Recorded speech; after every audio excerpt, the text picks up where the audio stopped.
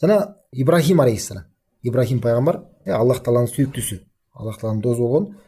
Ошол Ибрахим алейхиссалам Аллах Таала мындай дуа менен кайрылып жүрчү, айтып жүрчү. Важдубди ва мани ан набудал аснам. Мени жана менин урпактарымды бутпарастарга сыйынып кетүүдөн алыс кылың деген. Идалдарга, башка кудайларга сыйынып кетүүдөн мени жана менин балдарымды алыс кылың деп Ибрахим алейхиссалам дуа кылып жүрчү. Жана пайгамбар саллаллаху алейхи вассалам дагы өзү дагы айтып жүргөн, сахабаларына үйрөтүп жүргөн дуа бар. Аллахумма инни аузу бика ан ушрика бика шейъан ва ана алам ва астагфирука лима алам. Аллах Таала, мен сага билип ширк кылуудан мени алыс кылгың дейт. Жана мен билбей кылган нерселеримди менен кечир деген да. Мына пайгамбар саллаллаху алейхи вассалам өзү Аллах Таалага кайрылып жатканда мени ширктен сакта деп. Ибрахим алейхиссалам ал дагы ошол таухидти кармаганда, ла иляха иллаллах кармагандардан имам болгон, жол башчысы болгон. Ошол Аллах Таалага дуа менен кайрылып, мени балдарымды сакта деп, ширктен сакта деп дуа кайрылып жаткандан кийин, демек биз андан беш бетер биз сурашыбыз керек да Аллах Тааладан.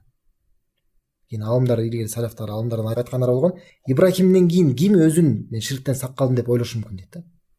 Ибрахим өзү үчүн коркуп аткандан кийин. Демек тескерисин айтабыз да, ким эгерде ширктен коркпосо, демек ошол адам ширкке түшүп калышы мүмкүн.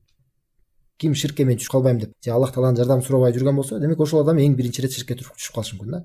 Демек ширктин коркунучун түшүнгөн болсок, бул жакта биз канчалык деңгээлде ширктин коркунучун түшүндүк же түшүнгөн жокпуз, өзүбүз сынап көрсөк болот да.